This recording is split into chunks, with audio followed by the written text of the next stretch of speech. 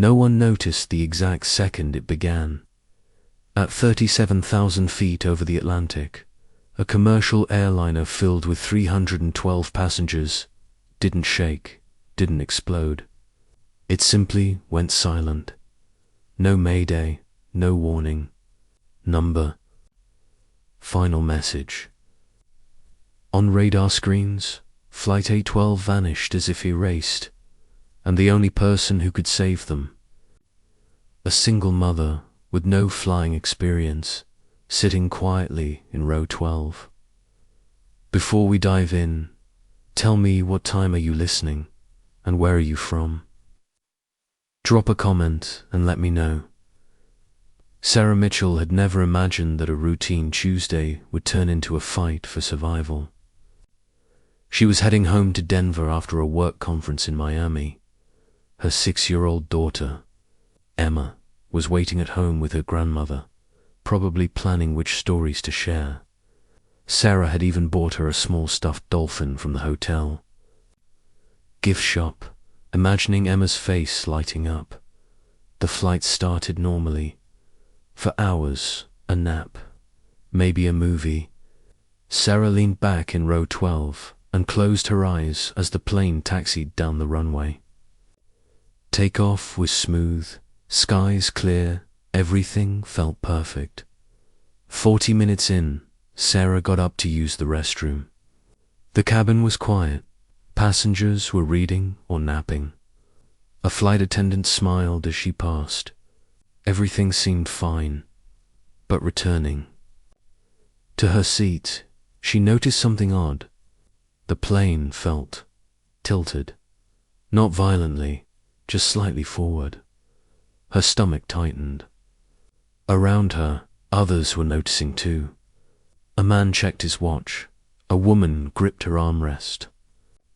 Then the seatbelt sign chimed sharply without any announcement. The nose of the plane dipped lower. Cabin lights flickered. Whispers spread. A baby cried. Sarah pressed her face to the window. Engines looked fine, but they were descending slowly.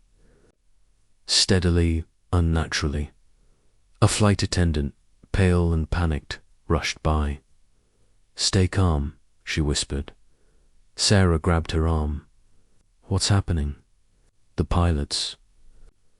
"They're unconscious," the attendant said, barely holding it together. "We've tried everything, and the plane is losing altitude." Sarah's mind went blank. Then her training kicked in emergency room scenarios, impossible decisions. She'd faced in the past. She thought of Emma, and then she said, "I'll do whatever it takes to keep us in the air." In minutes, an unlikely team was assembled. Sarah, a software engineer named David, a retired Air Force mechanic named Robert, and James, an air traffic controller with 20 years' experience on the line. The cockpit door was finally opened. Inside, both pilots were slumped over, grey-faced, unconscious. Sarah had never touched a plane's controls. Her hands hovered over buttons and switches. David and Robert leaned in. James spoke through the radio. "Sarah, we're going to walk.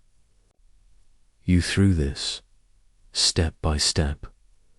Step 1, stabilize altitude. Step 2, find autopilot. Step 3, override descent." Each instruction was nerve-wracking. Each button press felt like life or death. The autopilot shuddered, then leveled. Sarah exhaled, barely believing it. Now the real challenge. Getting to the nearest airport, Charleston, South Carolina, 90 miles away. Every turn, every adjustment, every throttle tweak was guided by James. David monitored instruments. Robert checked engines. Passengers in the cabin had no idea their lives rested in a mother's hands. Sarah's heart pounded.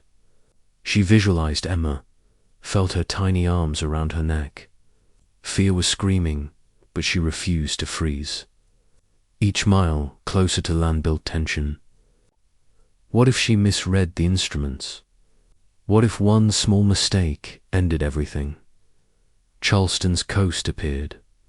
Beaches, buildings, hope at landing a commercial airliner was still nearly impossible. James's voice was calm but firm. Line up with runway 15. Descend gradually. Lower landing gear. Adjust speed. Sarah followed every instruction to the letter. She flared the nose. The rear wheels touched. The plane bounced once, then stabilized. She braked, legs shaking, heart racing. 312 lives depended on every second. Finally, the plane rolled to a stop. Silence filled the cockpit. Then David laughed and cried. Robert clasped his hands. Carol hugged Sarah. Passengers erupted into cheers and tears. Paramedics treated the pilots. Both survived carbon monoxide poisoning. Every passenger walked away unharmed. Sarah returned home 36 hours later. Emma ran into her arms. News outlets called her a hero. Airlines offered free flights. Passengers started a fund for Emma's college. But Sarah didn't act for recognition. She acted because fear didn't win. 312 people survived because one woman chose action over panic. One mother, untrained, terrified, but brave. It was proof that in moments of impossible choice, courage can save lives. If stories like this inspire you, like this video, subscribe to Skyline Stories. And stay with us for more unbelievable aviation miracles.